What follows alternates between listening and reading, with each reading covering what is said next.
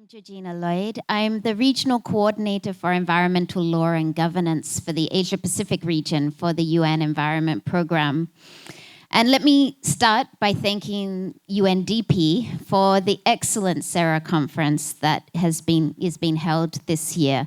It's wonderful to see such a diverse group of practitioners, policymakers, and partners who are here today and yesterday for these amazing conversations. But our session this morning is going to focus on a question that many companies across the region and globally are now grappling with. How do we build sustainability into corporate DNA in a fast-changing and dynamic setting? Is sustainability moving from the margins of corporate reporting to the center of business strategy? For decades, sustainability teams were built really in response to crisis, industrial accidents, environmental disasters, human rights violations that exposed the gaps in how companies managed risk. The earliest mandate was primarily operational, keeping people safe, managing environmental impacts. And in the 2000s, that role expanded somewhat into more of a communications and a reputational risk role, telling the positive story, managing brand risk, producing glossy sustainability reports.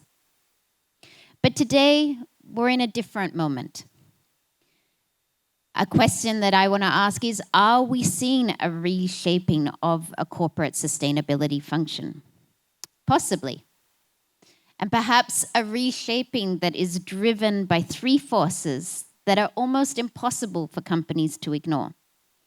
The first is rising regulatory expectations, from aligning state environmental obligations to labor protections to emerging AI governance frameworks.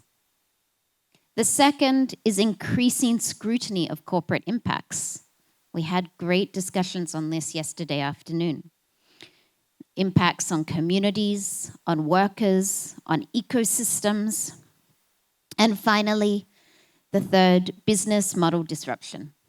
From environmental shocks, supply chain pressures to automation, geopolitical tensions, and shrinking sustainability budgets. As a result, sustainability officers are no longer storytellers. They're risk managers. They're policy interpreters, strategists, and internal diplomats, navigating politicized boardrooms.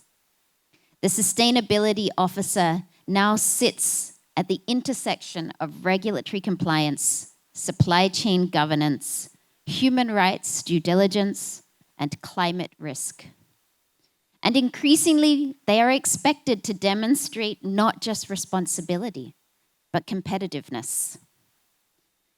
At the same time, companies are being asked to secure affordable and stable clean energy while avoiding land conflicts and labor violations, to integrate automation while preventing worker displacement, and to align green finance commitments with real benefits for people and the planet.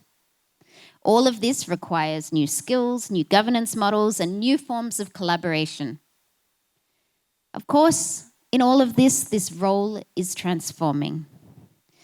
And understanding that transformation is essential if companies are going to meet the challenges ahead. And that is exactly the very question that this panel is going to answer. So I am delighted to welcome our esteemed panelists up to the stage. So can I please ask Sharath Martin to join me, Aro Adjoeni, and Mohammed Sofian bin Mohammed Muhili. Please come and join me on the stage.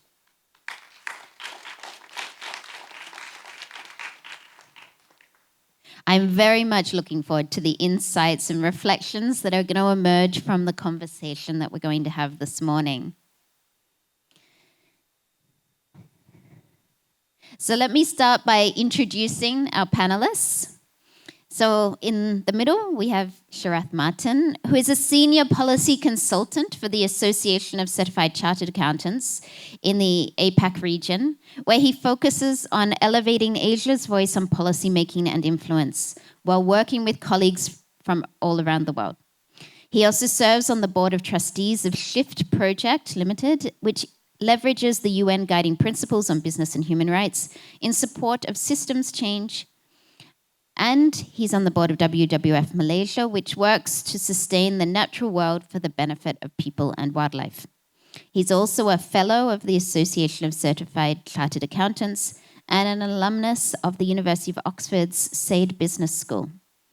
Sharath's central grounding in terms of identity is that of a father of two who teach him about the ways and expectations of Gen Z and Alpha. I feel you there. Next to me, we have Aro Adjoini, who is the co-founder and communications director at Climate Action Malaysia, a feminist climate justice organization established in 2019. Climate Action Malaysia works at the intersection of climate policy, gender, and human rights, advocating for inclusive and rights-based climate governance in Malaysia. Much of Arrow's work focuses on what corporate accountability looks like in the context of Malaysia's energy transition, specifically how business decisions around energy infrastructure affect the rights of workers, women, Indigenous peoples, and other marginalized communities, and what obligations companies carry as a result. Arrow works closely with communities, including women, Indigenous peoples, and local groups, to ensure their experiences and concerns shape climate and corporate accountability processes. Welcome, Arrow. And at the end, we have Mohammed Sufyan bin Mohammed Mohili, who is Southeast Asia Sustainability Lead of Mondelez International, where he leads the organization's sustainability vision to create a future of snacking where people and planet thrive in this region. Under his leadership, Mondelez Southeast Asia is well on its way to contribute towards the company's Vision 2030 to deliver 35% reduction in end-to-end greenhouse gas emissions, advancing circular economy for packaging where over 98% of packaging is designed to be recyclable, while reducing absolute virgin plastic volume by 10%. Welcome, Sofiane. So with these introductions, let's dive into the questions. And I should warn you in advance, some of the questions in this panel are going to be for all of you. So keep that in mind. I'm going to start with Sofiane. What does the role of a sustainability officer look like today? Thank you so much, Georgina. Good morning, everyone. My name is Sufyan. Just first, before that, let me introduce my company. So we are Mondelez International. I think probably most of you may have heard some of our brands, including Cadbury, Oreo, Twisties if you're in Malaysia, Milka, Toblerone. So basically, we are a snacks company covering confectionery, chocolates, biscuits, baked snacks, gums, and candies. Brands itself is 200 over years old. I mean, if you look at Cadbury, it's about 202 years old. But our company itself, after the merger of Kraft and Cadbury, it was only about 12, 13 years old company. So we are, in a way, a young organization with a lot of legacy and iconic brands. So I want to start there first. I think when we first started this journey, we were very clear in terms of our mission. Our mission is to empower our consumers to snack right. And how we do that is to make sure that we make snacks more sustainable and making sure that when they want to indulge themselves with snacking, they can do so mindfully. So in terms of portion control, but also they know that when they consume it, it is safe and also sustainable to the best of our ability to do this. Okay. Now I go back to the sustainability officer role. In the past maybe 10 years, I've started this journey. Back then I was with Procter & Gamble. It was rightly so when you pointed out. It was more of a reaction to civil society's campaign and also push for us to do more in our upstream supply chain. That's how we started. So I started my career with looking at in sustainability, looking at deforestation-free issues in Southeast Asia, especially with palm oil. Eventually, it evolves into more strategic role. So I think this is where we are seeing today in the past 1 or 2 years. And of course, it's also because of changes in some of the developed countries. So some countries have, or maybe one country has moved away from UN SDG and a lot of UN agencies. And for companies is that, so what can we do now, right? Whereas the governments may have their own reasons for doing so, but for companies like us, that is consumer is at the heart of everything we do. It is about how we can create value to consumers without having too much of trade-off between sustainability and also commercial profitability. So where we are seeing right now with regards to Chief Sustainability Officer role or sustainability role like myself, is that number one is that we are more embedded into the strategy phase of things. So as you know that a strategy essentially is about the trade-offs you make, like what positioning you are making in the marketplace, what you will do and what you will not be able to do. And this is where the Chief Sustainability Officer or sustainability leaders are coming in to provide that clarity, that guidance on what we can do, what trade-offs that we need to make in the short term to balance between business needs and also the long-term value of sustainability. One thing that I would like to share here today is that there's a term what we call as creating shared value. And I think as a sustainability leaders or CSOs, we are looking at creating that value with the upstream suppliers, but also with our customers and consumers. So in that sense, what has shifted from corporate, it now shifts into the brand is at the heart of what we do when it comes to sustainability. So if you look at Cadbury, for example, so we are asking ourselves, what does sustainability mean for Cadbury and how can Cadbury, with its equity, drive sustainability innovation?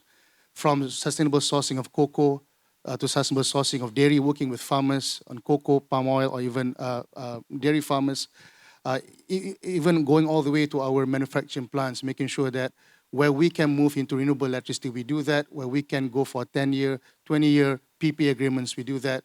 But also looking at operational effectiveness all in. And finally, of course, how we can then do a value creation with our customers, because customers is the one that will be putting the products on the shelf. How can we work with them so that the value is created for consumers eventually? But all in all, at the end of the day, it's also about after the consumption of the consumers of our snack products, how can we then create that circular economy? So we're looking at it in that way, where brand is at the heart of everything we do, versus from a corporate angle where previously it was more of those big vision, right? So we had this net zero 2050, all these deforestation-free agenda. These are all big aspirational ambition that we have. Now it's about doing it, implementing it into the brands itself, and being a business partner to all the functions. So thanks. Fantastic, thank you. I think it's really interesting how you talk about the role being more of a strategic role now, and really embedding that into the operationalization of these goals. But you also talked about trade-offs. And so I want to move now to Arrow with this question. So how do you see the space of social and particularly human rights issues evolving in sustainability considerations when we think of this context of trade-offs?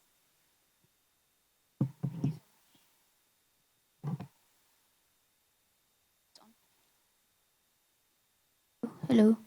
All right. Thank you so much. That's a quite loaded question. I think we used to separate between sustainability and human rights. It used to be something that's two different paths, something that's totally different. But I think now we understand and we can see the shift where sustainability and human rights actually intersects. And that's because we are seeing the violations on the ground. We are seeing grassroots communities now speaking up. And I think in Malaysia, we used to use the word ESG and sustainability kind of like they are the same, they have the same meaning, but they actually don't, right? And we know this. And ESG is, mostly about reporting. It tells you what a company is reporting, but then it doesn't really tell you how you can prevent harm or who is being harmed in the supply chain. And we see this all the time. A company can have a beautiful sustainability report, but in its supply chains, it has workers that have safety concerns and they cannot even bring it up because they have risk of losing their jobs. We have great companies that have portfolio of communities living next to a solar farm, for example, but none of them have ever been consulted in the process ever. So, it can look gorgeous, beautiful, but in reality, that's not what it is. And that's why it's so important to engage directly with communities that actually are on the ground, working with trade unions, for example, understanding where they are in terms of corporate sustainability, understanding whether they even understand about BHRs, for example. So I think that's really important. And what's shifting right now, the changes that we are seeing is definitely the regulatory pressures, right? And I think that is something that will actually move companies quickly because, for example, the CSDDD, right? So that's not voluntary anymore. Now countries are actually pressured to do that because we are now questioning about market access. And when you frame it in that way, it gives a bit of leverage, it gives a bit of weight when you walk into a boardroom talking about market access instead of framing it from an ethics lens. And I think what I want to see from sustainability officers, these days is actually for them to have mandates, for them to have the tools to actually to be able to ask the question, who is affected? How can these people that are affected reach to us? And are we actually listening? So I think that's the most important thing. Thank you, Aro.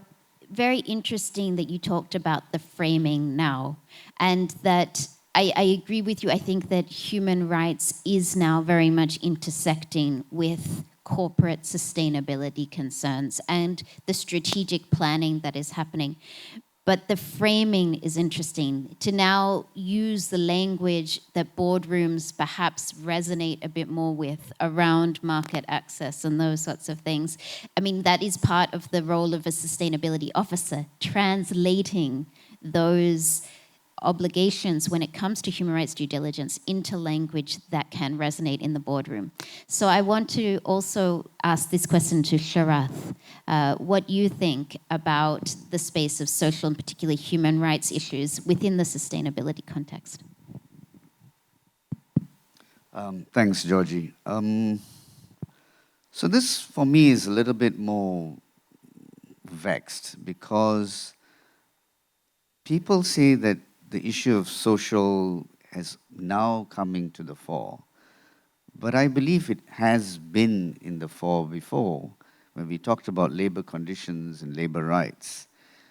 At the same time, a lot of these things were viewed in a very siloed mentality, right? So it was looked from a legal and compliance standpoint, but not in a holistic perspective. I think that's now come to the lens. So if you ask me, I think sustainability, there's no way you can look at it without recognizing a human rights issue. There's no way. Whether we look at it now or whether we looked at it 10 years ago, you would still see the same thing. But now, to Aro's point, somewhere along the way we confused ourselves by going on verticals, E, S, and G. And that's normal, because even if you want to understand science, you take biology, chemistry, and physics. We forget to connect. And I think this is now our job in this space, is to learn how to connect, which sounds so simple, but I feel is one of the hardest things to do, is to explain the interconnection. And in this last two, yesterday as well, there's been great conversations around how this whole space is changing. If you were there at the plastics conversation, remember the point being made about how there were about 40 million workers who are sort of plastic recycle pickers. And if we stop plastics tomorrow, they have a problem with their jobs. That's a human rights factor. But to say that no, therefore we should keep these jobs is another problem. Because I believe, and I don't have the science necessarily with me, that if you work with plastics, you must be injecting or ingesting plastics into your whole body system day in, day out. And that can't be a good thing from a health perspective. So I feel that there is a looming public health crisis. Some people say it's already here, but I feel it's not at a COVID stage, and when it gets to a COVID stage, we'll have very different conversations. So I kind of moved the conversation all over, Georgie, but I think the point is, it has been there, it needs to be there. We need to now make sure we connect the dots very, very clearly all the time. Talking about climate, there's a human impact. Talking about nature, there's a human impact. You're talking about human impact, there's a climate and a nature impact. It's interconnected. It's a very interesting approach that we are now having to make those connections clearer and looking at sustainability from a holistic standpoint. But really, I think there is a shift to understanding to a greater degree what those human rights connections and potential violations are within supply chains, within business operations. So I want to go back to Sufyan and ask you, given what we have just discussed, what do you think is the biggest mindset shift and corporate adjustments that sustainability officers need to make as sustainability moves from these sort of more reporting concerns to being more central and strategic, as you mentioned earlier? There was a book written by a famous professor at MIT talking about sustainability. And it is about people versus people.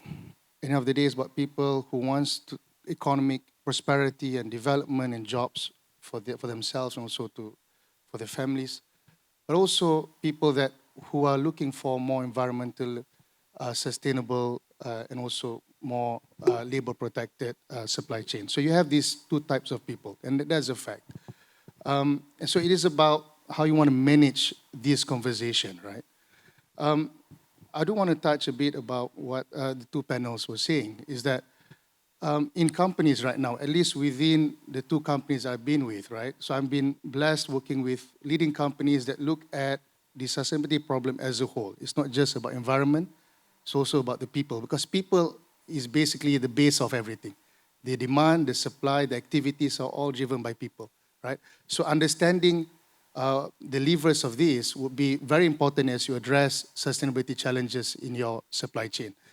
So the mindset shift, I just want to just go straight to your question, is that, so all this while, sustainability leaders have been, they are very strong, I think, in a certain pillars, or should I say a team. So you might be a more of environmentalist, strength in forestry or agriculture. You might be a human rights lawyers and so forth. But what happened right now is that you want to be able to combine those together. And again, that's why I say that when it comes to strategy is that it's nothing, you should not create a new strategy for sustainability strategy per se.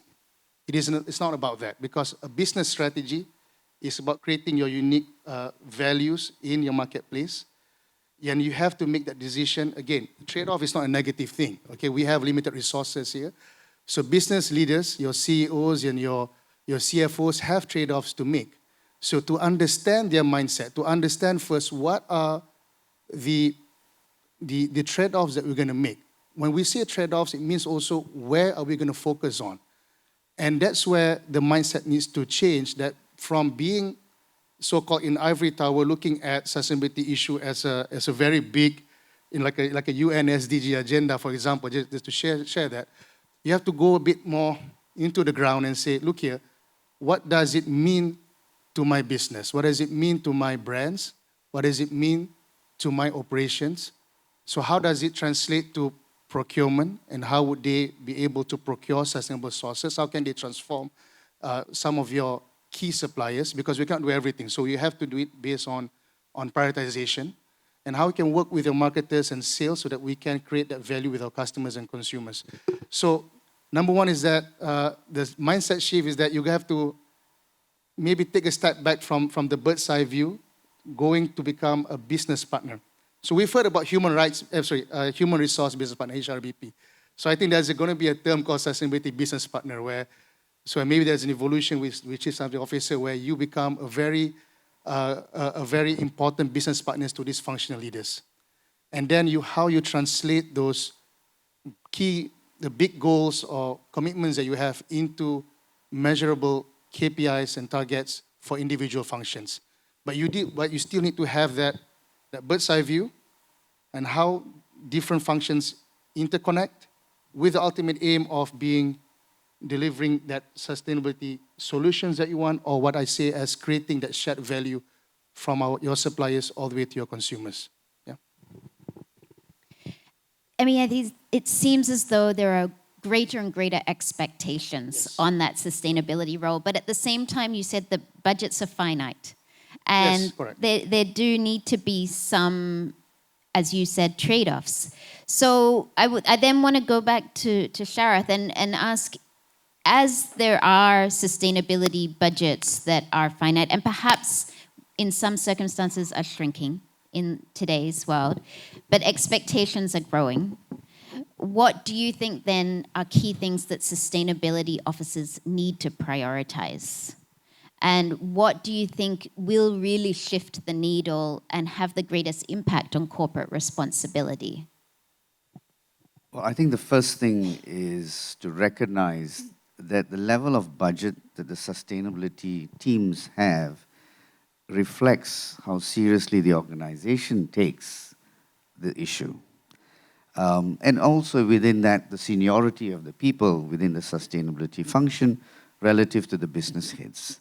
Yeah, and I can see some heads shaking already. Now, the issue, of course, with budgets is, let's take an analogy of risk management.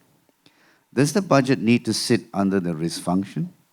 Or can the budget sit under the business function, but they have a specific mandate to deal with sustainability issue 1, 2, and 3? For example, you want to decarbonize? Should that budget sit in sustainability? In my view, no. Let it sit with the business, because they've got to make it happen. And when they don't make it happen, we ask the hard questions there. So I think that we have got to be very smart in the way we use this simple and boring tool called budgets, because it's a process, and accountability drives through budgets. I hope that helps to answer your questions, but I'm also hoping there will be questions from the audience around these issues, because that's where we get real and practical about how we're moving the sustainability, and you used the word shift a lot, how we're shifting the conversations and the practical reality. Now, just to add to what Sophian is saying, let me just say, as a sort of an independent observer who works with CSOs and all of that, this year in Malaysia, and I'm not sure which countries some of you come from, will be the first year where the reports of 2025 on sustainability disclosures will be made, with a specific focus on climate. And I think this is where the proof will be in the pudding. Are we seeing that real measures of decarbonization is happening, just to pick one example, or are we not? We've got, I think, maybe 100 or 200 listed companies in the first batch, and they are the primary movers and shakers in sort of the Malaysian economy. So in a way, you'll have an answer to your question about how well budgets are utilized, because if decarbonization is not falling, we've got some big questions to ask about the sustainability strategy, the whole strategic aspect as well. Thank you. We look forward to those disclosures. And so, Arrow, what do you think is the key thing that will shift the needle and have this impact on corporate responsibility that sustainability officers should drive? I think when we talk about prioritization, it's a very difficult answer, but I think it's worth mentioning here that not everything under the sustainability agenda is discretionary. So under the UNGPs, we know that regardless of whatever budget that a team has, human rights, corporate responsibility towards human rights is still something that's very important, something that still needs to be applied. So I think part of the prioritization question is about being honest, what was never optional to begin with. And if I had to say where the effort and budget should go, this is coming from a civil society perspective, I think it should focus on grievance mechanisms.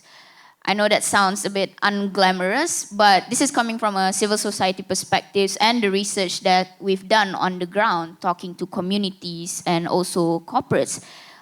We see that grievance mechanism is something that is an afterthought, but we know there is huge consequences to it when it is left, and it should be like a early warning system actually for teams, for sustainability teams, because with grievance mechanisms you can immediately see if workers are talking about safety concerns in their workplace, or communities speaking about energy transition projects in their area. So this should be like a early warning system for teams, so that you can avoid them early on, and it technically saves a lot of money later on, because otherwise if you ignore these, it could be legal cases, it could be a story on the media and so many other things, and that is the reputation of your business, right? That's your reputation.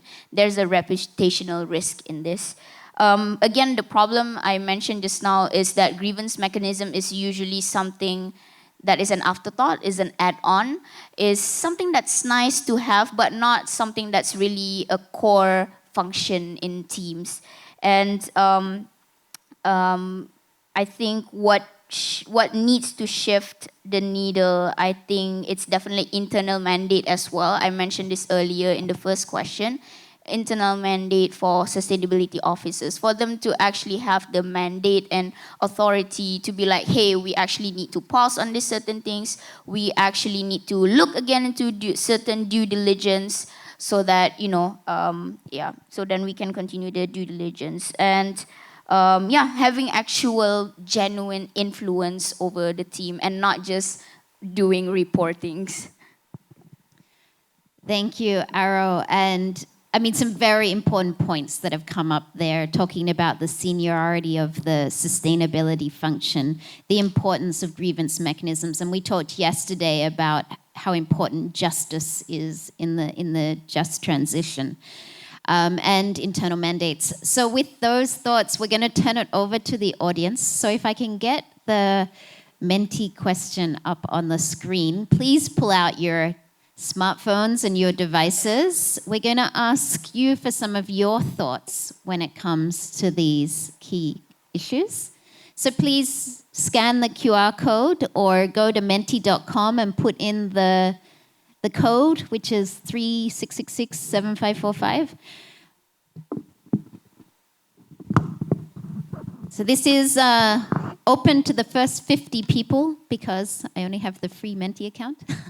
So it's limited to 50 of you, so first 50 people that join.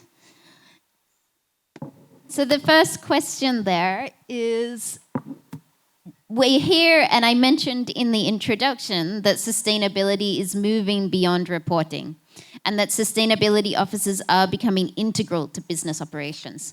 So do you think this is true? Yes, you think they're becoming integral?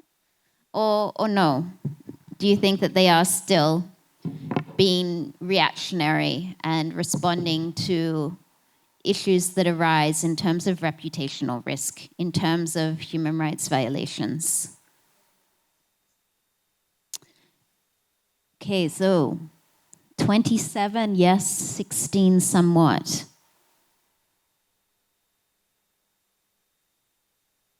It's interesting, no one has said no. That's very interesting. I mean, that in itself is indicating that there is some sort of movement, and perhaps it's reflective of the audience we have in the room as well. Okay. All right, take note because I'm going to ask the panelists to reflect on some of these answers. So we're going to move to the second one because this goes to that question of seniority of function that was raised. Are chief sustainability officers really considered part of the C-suite? And do they have equal influence and power into other C-suite positions?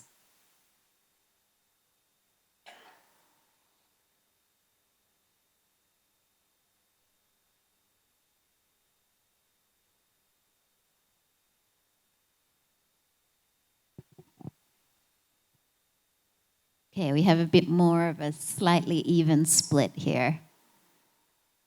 And it's interesting, perhaps this goes to a true reflection of internal mandates that was also brought up.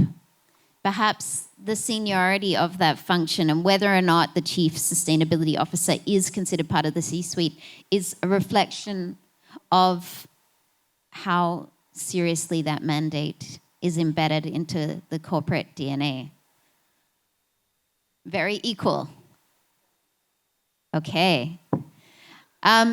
We have another question for the audience, which is linked to the question that I just asked the panel.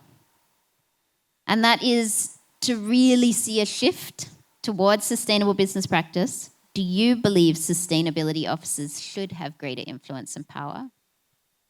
If so, how? How should they have greater influence and power? If you don't agree, that's also fine. Just say you don't agree. But if you do think they should, please say how. So this is free text. Yes, yes. So we'll give a bit more time for your responses here.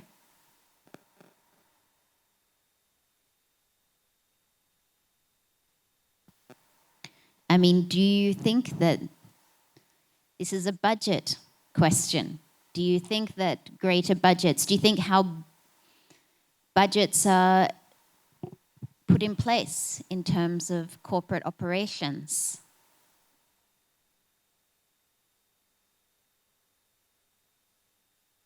Okay, several people don't agree that sustainability officers need greater influence. Some people say somewhat. Means of implementation, they need more influence in risk management, and they should report to the Audit and Risk Committee. Bigger budget, bigger commitment of influence and resource allocation, influence to budget and targets, increase in revenue and profit if they can bring about a reduction in cost. Okay. Often still seen as business enablers, but not core or part of strategy. We all need to go and work for Sufyan's company. Less greenwashing, more action. Yes, with Chief Sustainability Officer also taking responsibilities of the Sustainability Officer, so greater alignment to the business strategy planning of the company, so greater influence. And recognition of subject matter expert to be certified with a government department or local authority. Okay, I need to go around this side. Direct access to the CEO. Do they not? Should they? Yeah.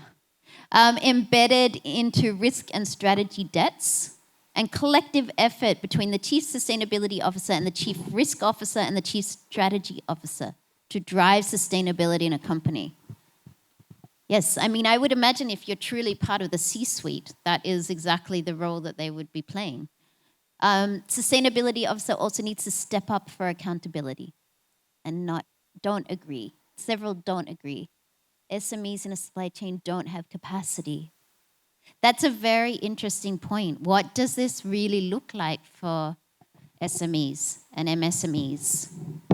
You know, you can't have all of these roles in those smaller companies. People are playing many different hats. In fact, you might just play all of the hats. Okay, so there's some good food for thought. So I want to go back to our panel on your reflections on these questions. So just a reminder, yeah, the first question was, is sustainability moving beyond reporting and sustainability officers becoming integral to business operations? And for that one, we had no one say no, but we had more yeses and several somewhats, 18 somewhats. There we go. And then the second question was, are CSOs really part of the C-suite and have equal influence and power? And that was pretty much equal split, 50-50. And then, of course, the third question was, do you believe sustainability officers need greater influence and power? So I will start with Supian. Your reflections. Thank you. So when we talk about, I always talk about my role, okay? So one of the accountability that I have is I need to own the business investment sustainability. So what we do is that you have your own small budget for sustainability. That is more for engagement, events and whatnot, right? But essentially, the budgeting process at Mondelez is done every year. So we have a process, a 3-year process, what we call an SP, which is a strategic planning cycle, where we come up with what are the objectives, the goals that we'll deliver over the next 3 years, and what are the kind of budgets that we need to deliver on those, right? So that's being embedded, what are the premium that we have to pay for sustainable cocoa or sustainable palm oil? What are the costs for human rights due diligence? What are the costs for investing in new technologies for manufacturing plants to reduce emission? Or a PPA program for decarbonization for renewable electricity. So that is being done with the finance team, with procurement, with our business CFOs as well, to look at what are, directionally, what are the investment of the next 3 years. But then we come back to an annual cycle, or what we call it an AC process at Mondelez. Basically, it's an annual contract where businesses will look at, okay, this is what we need to deliver this year. Because at the end of the day, just to share with you, numbers will change year on year based on the volume growth that you expect. If that year itself, your volume, your sales kind of drop in terms of volume, then your impact must probably be lower, than your investment probably be slightly lower. So there is always going to be changes year on year. But as a sustainability leader like myself, I'm looking at a 3-year strategic plan. Are we on track to that? That's how we start to look at embedding sustainability leaders into the operations. That means the operationalization of sustainability, from premium, from sourcing, from diligence, due diligence, and investment on manufacturing plants and supply chain. Yeah. Should I go next as well? Okay. On the chief sustainability officer, it depends on how that is designed in the company. It may or may not be equal. I think it's split. I think I agree with this. They may hold the role of chief sustainability officer, but normally it's a second tier. If you look at the chief, basically, if you look at, for example, the CEO of a business unit is always more senior. I mean, naturally, that's how it is, because they have the P&L responsibilities, right? But having said that, the chief sustainability officer does hold strategic influence. Number one, they do have, and I do also have direct line to the CEOs or the BU presidents, in my case, to the business unit presidents. At the same time, we are also having those quarterly or even bi-monthly check-ins with the CEOs to make sure that what are the progress, what decision we need to make to be on track and so forth.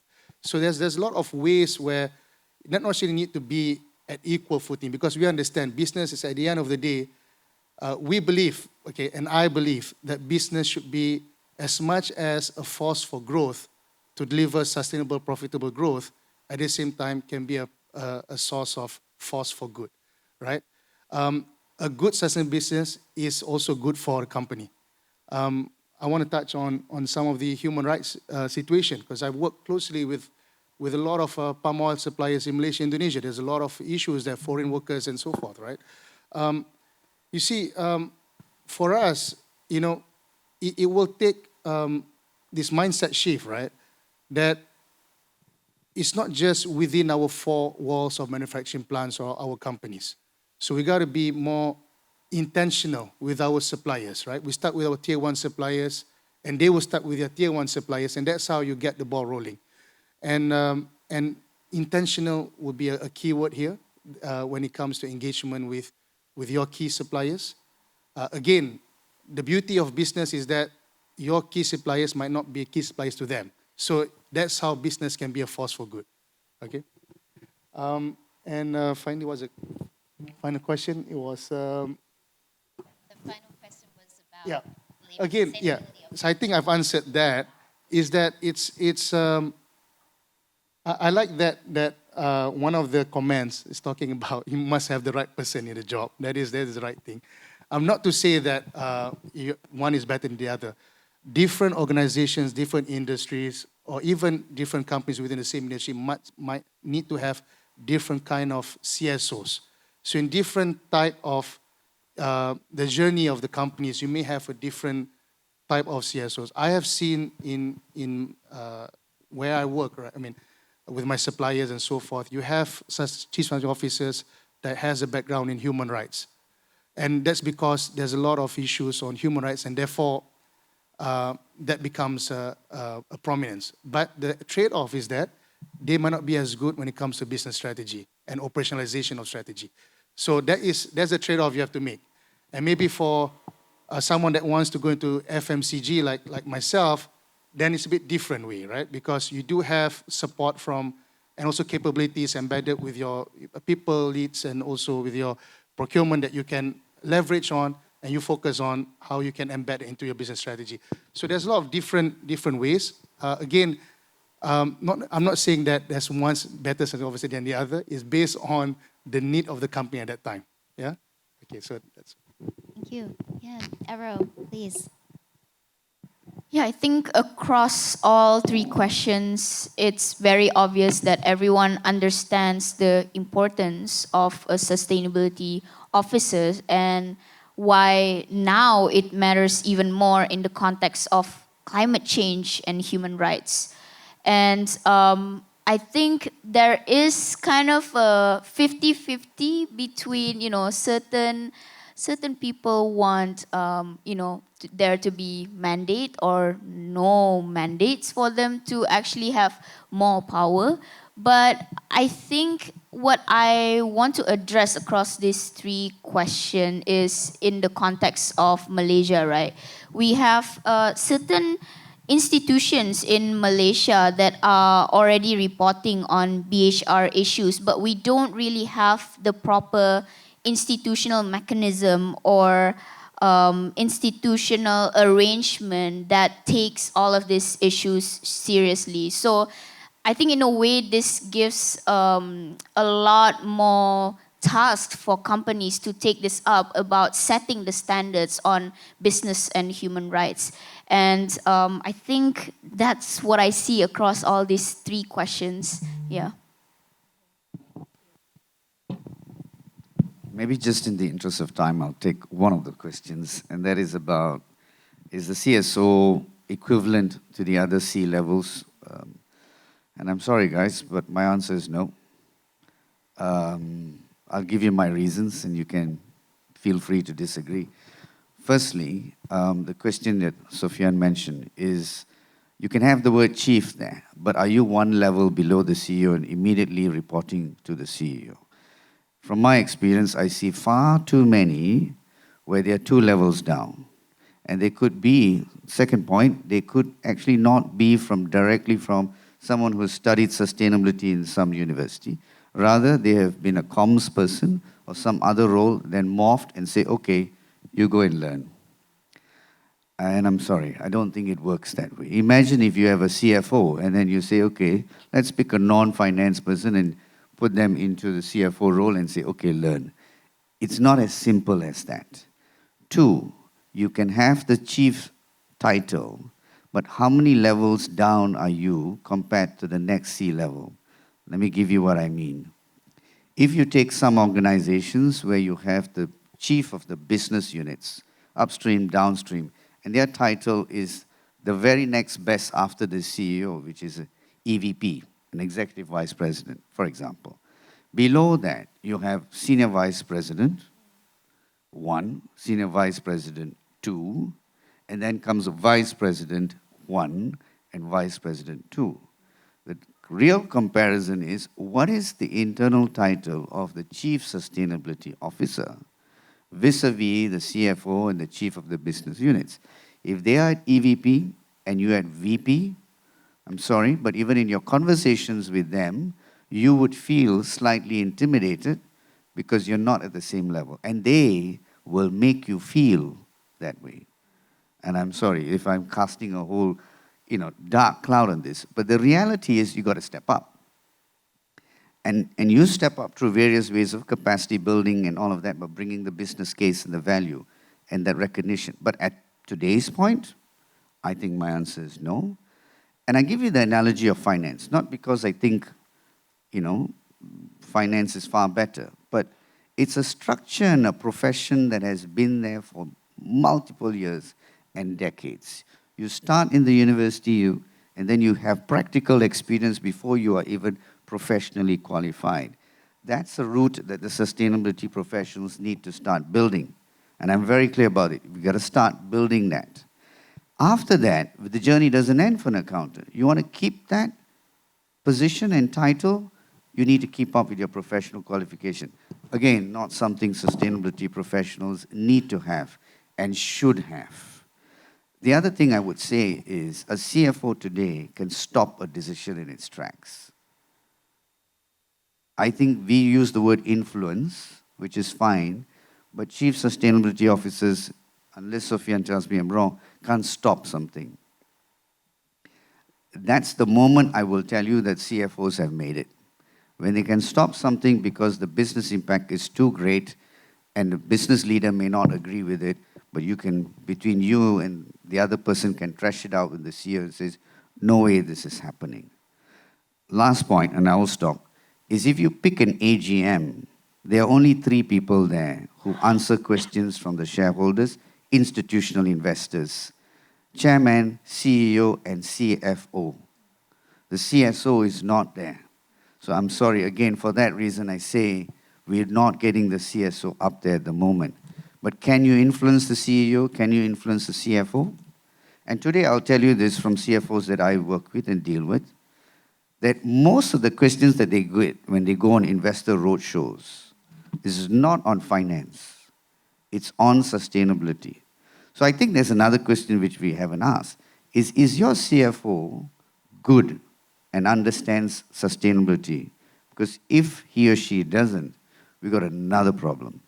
And that's where the real problem is. Because CEO may get it, but the CEO is all over. The CFO is a highly influential office. And if you get that person to understand, they will put the brakes where you need to put the brakes. They will press on the pedal where you need to, on decarbonization, etc. Because they have to answer the AGM, and that's where the magic happens. So I think we need a follow-up question for what sustainability requirements should a CFO have? And how do we ensure that CFOs have that competence when it comes to sustainability? We have 10 minutes left.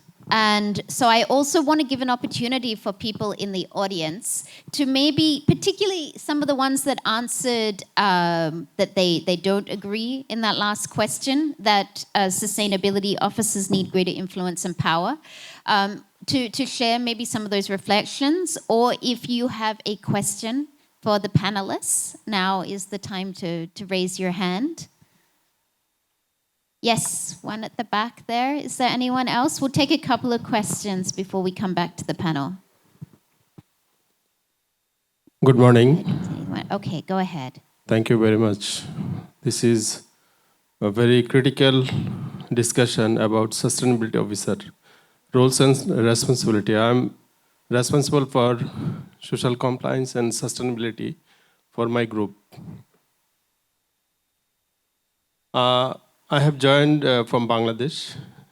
In my group, we have 13 factories at this moment, and 26,000 people are working in our group. And we are maintaining total sustainability requirement gradually. And at this moment, for total 13 factories, we have completed scope of area.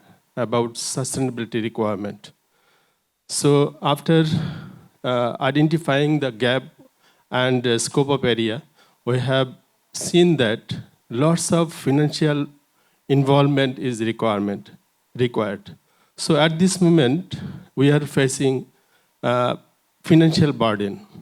And you know that we are working with so many buyers. So my question is that to panelists, since related with financial burden, how can companies balance those costs while remaining competitive, especially in price-sensitive market like apparel and garments sector? My question number 2, how can a sustainability officer influence top management to invest in sustainability initiatives that may not show immediate financial returns?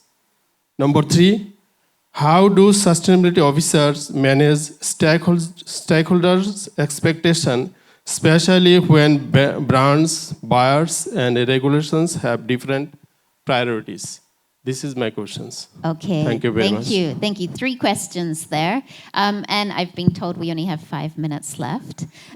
So Sufyan, would you like to start, particularly with that second question, which was very interesting? How do you convince the board when there aren't any immediate financial returns?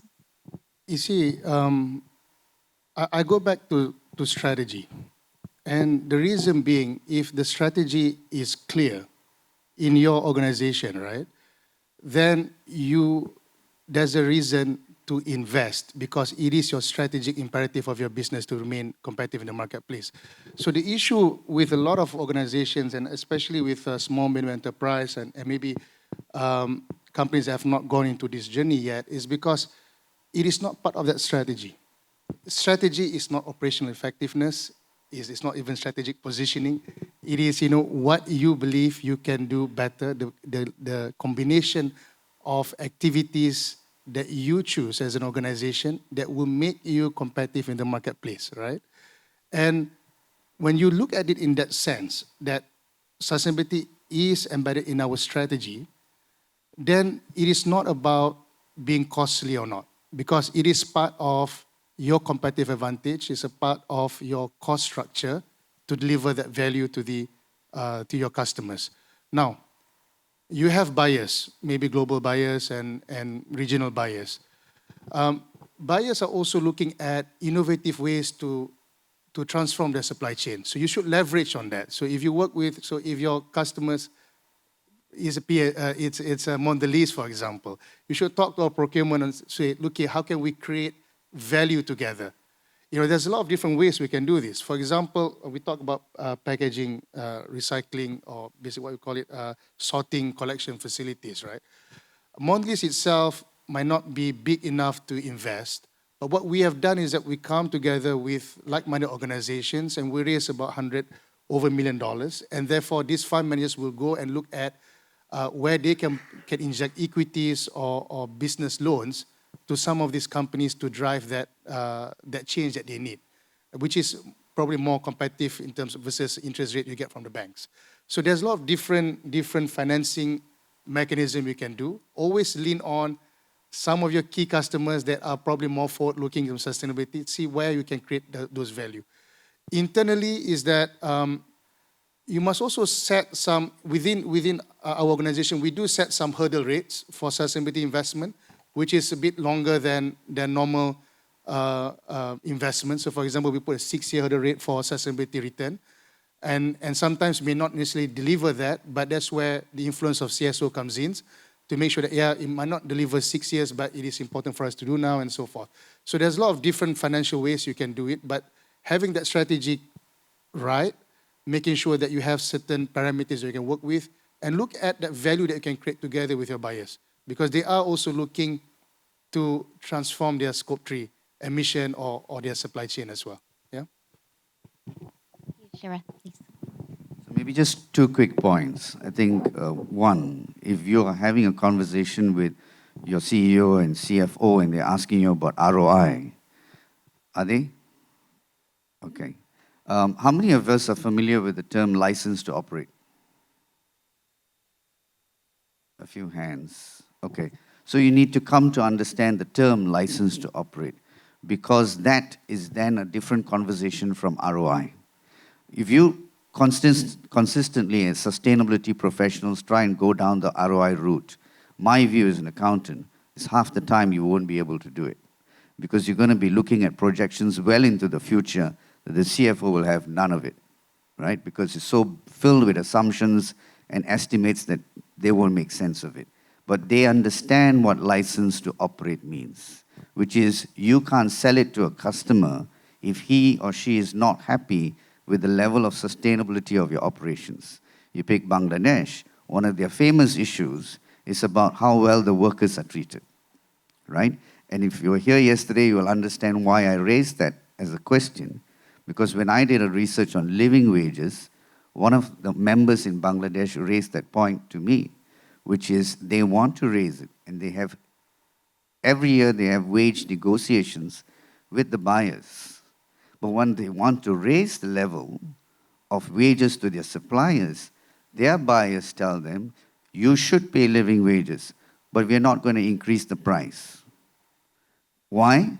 Because their customers can't afford even a $1 increase in the price of jeans.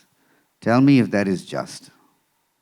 But if it requires a collective agreement on the industry to push back stronger and say, no, you can't have it both ways, then that's perhaps a conversation to have, because you're better as a group.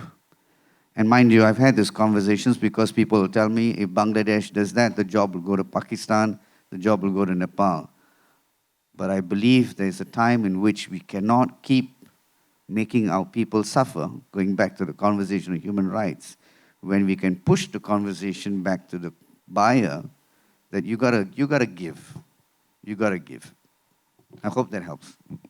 Thank you. And we do need to wrap up the session, but before we close, I want to give Aro a chance for some final thoughts. Particularly, I had one last question that maybe you can frame just some final thoughts around, because we are now in a world of strong geopolitical tensions and supply chain disruptions. And so I also want to ask, from the civil society perspective, what partnerships are needed with companies, with civil chief sustainability officers, to actually stay ahead of the emerging risks, to ensure that there are better human rights protections? Yeah, I think this question is very timely. And when supply chains shift under geopolitical pressure, that doesn't mean that human rights don't disappear. It's just that they move. And most of the time, they move to places that are less visible and less regulated. So one clear example when we are talking in the context of Malaysia is migrant workers. And for example, when production relocates or when labor sources changes because of tariffs or because of trade pressure, most of the time the workers who are exposed are the ones who are already in risky, precarious areas. So we're talking about undocumented workers, we are talking about people in informal employment. So these are the people, the first one who will lose protections when systems change. And they are least likely to show up in your risk assessments because they are often invisible to internal audits.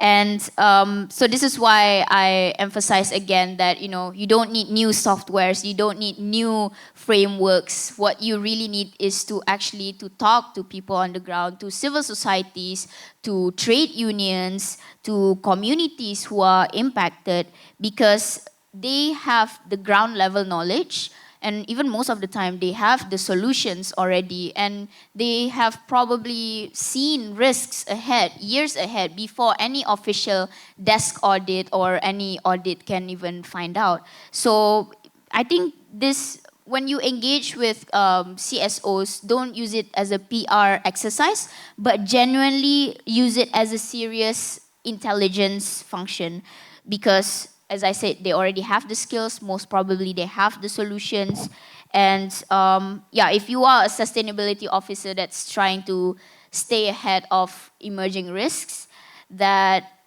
kind of knowledge from the ground is invaluable. And right now, I think most companies aren't accessing it meaningfully. And yeah, I think going back again to mandates for sustainability officers to actually have the powers to pause and actually let the team know that, hey, this is not okay, or this needs due diligence and so on. So I think that's it. Thank you so much. Some very wise final remarks there. And thank you to all of our panelists for this excellent discussion on how the role of the sustainability officer is transforming. And I think transforming very rapidly, even as we have these greater disruptions in business operations. So that wraps up this first plenary session of day 2. We now go to a coffee break, and we have 10 minutes for the coffee break before we come back in here for a company spotlight session. So coffee is still the same place as it was yesterday outside. So thank you. Big round of applause for our panelists.